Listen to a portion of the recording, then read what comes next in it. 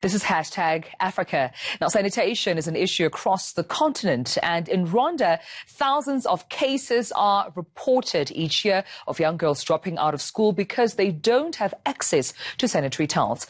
But the government's now working to change all of this, and ENCA's Rehabilitation Madzena is in Rwanda to find out more.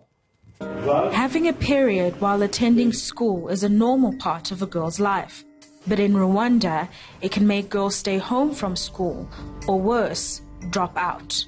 Only 10% of girls between the ages of 10 and 14 have access to sanitary pads, and a school toilet with running water is still a luxury in some rural areas. 5 years ago, Rwanda's government embarked on a project that would not only keep girls in school, but ensure their dignity. In this room, we have many materials we use for girls during menstrual time. So all of those are here are needed for our girls in this school. The project is aimed at creating schools which have girls' rooms. These are kitted out with pads, underwear, towels, and extra uniforms. The girls can freshen up and even nap when the pain becomes unbearable. This student, unlike many before her, has been lucky to be part of the first generation to enjoy the benefits of the new system.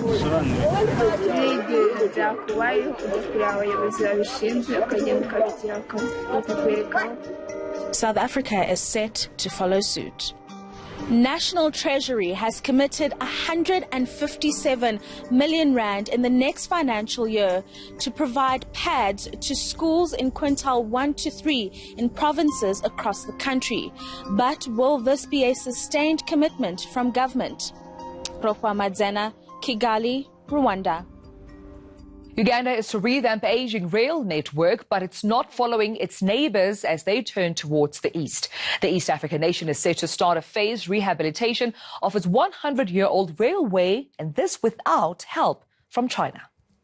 Uganda may have failed to secure $2.2 billion in Chinese funding needed to revamp its century-old rail network, but they're planning to refurbish it regardless in a bid to boost bulk cargo transportation. China's support was supposed to help provide a new standard gauge line. Uganda Railways Managing Director Charles Katiba says China may U-turn on their decision yet. China is not giving us charity. China was going to lend us money and is lending us money, I would say. The money we are still negotiating with the China Exim Bank. Now, Exim Bank is a bank. Like every bank, they are careful to make sure that they lend money where it will be paid. So they have not changed their mind. They are only working with us to rework the numbers. The network fell into disrepair during years of political upheaval and economic instability. Now tired engines hiss and clatter, dragging drab carriages behind them as they chug between crumbling platforms. The much-needed improvements will be carried out in phases over several years and will likely cost at least $267 million. A portion of that will come from a European Union grant. Uganda is talking to international development lenders for the rest. We are hoping by 2024 we'll have our first oil. Now, if this oil had come on board, the performance of our economy would have probably shot through the roof. And it is this economy that we were targeting to build this infrastructure to handle the increased imports and exports that will go with the growing economy. Uganda plans to start work on the railway this month. Before the break, let's take a look at other news making headlines across the African continent.